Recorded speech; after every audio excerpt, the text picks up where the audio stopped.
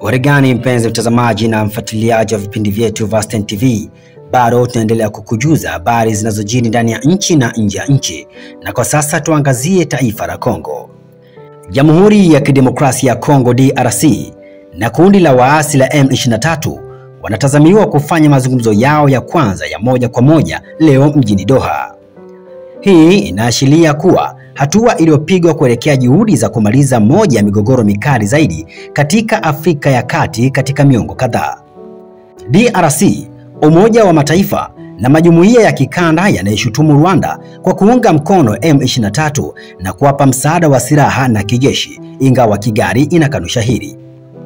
Akihutubia wakati wa shughuli ya kuashiria mwanzo wa mfululizo wa kumbukumbu ya mauaji ya kimbari ya mwaka 1994, jana Jumanne, Rais wa Rwanda Paul Kagame amesema bila kuzitaja nchi zozote kuwa zinapaswa kuyashughulikia matatizo yao na kumwacha yeye akabiliane na ya kwake.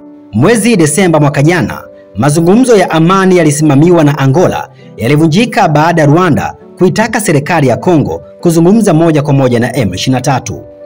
Siku moja baada ya M23 kujiondoa kwa mazungumzo ya amani, tarehe 18 mwezi Machi, Rais wa Jamhuri ya Demokrasia ya Kongo DRC Felix Tshisekedi na mwenzake wa Rwanda Paul Kagame walikutana nchini Qatar kwa mazungumzo ya kwanza ya ana kwa ana. Mpatanishi mkuu alikuwa Amil wa Qatar.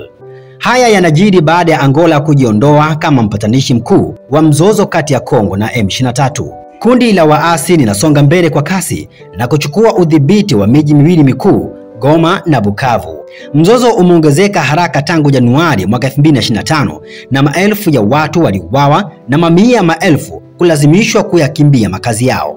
Ili kuendelea kupata habari zetu, usisahau kusubscribe, kulike, kushare na kucomment. Endelea kutufuatilia kupitia mitandao yetu mbalimbali ya kijamii. Stein TV_TZ. Msomaji wako ni mimi Ikram Hussein.